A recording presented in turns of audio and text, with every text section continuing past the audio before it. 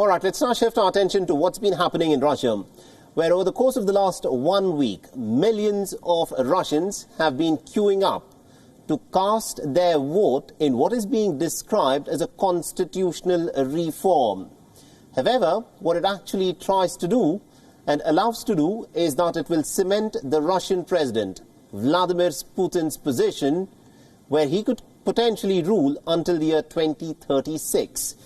The Russians across the country are voting on a total of about 206 reforms. The constitutional changes include a ban on same-sex marriages and an affirmation of Russians' faith in God.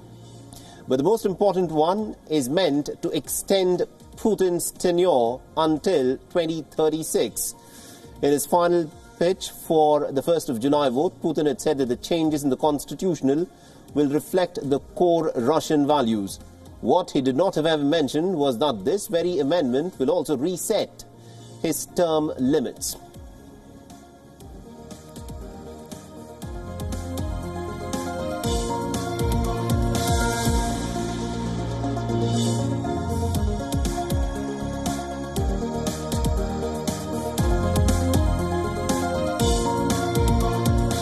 Мы голосуем за страну, ради которой работаем, и хотим передать нашим детям и внукам. Потому уверен, каждый из вас, принимая столь важное решение, думает прежде всего о своих близких, опирается на ценности, которые нас объединяют. А это правда и справедливость. Это уважение к человеку труда, к людям старших поколений.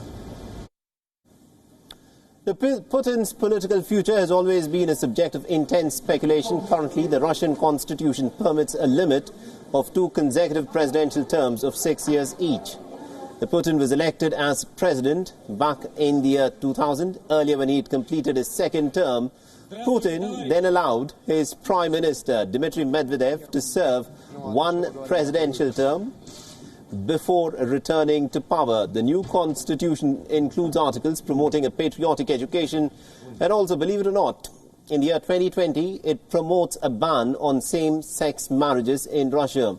The other articles include social reforms like minimum wage guarantees, and all of these have repeatedly been endorsed by Kremlin. But the reform which allows Putin to run again has barely been mentioned.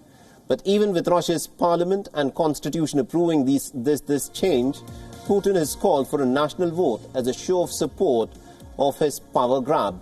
But the catch here is that the people will vote for all 206 reforms taken as a package with a simple yes or no. If they disagree with any one, they cannot express their dissent. Many local governments have also enticed voters with raffles and cash prizes to try and increase the turnout. Meanwhile, most experts believe that the vote is a complete hogwash.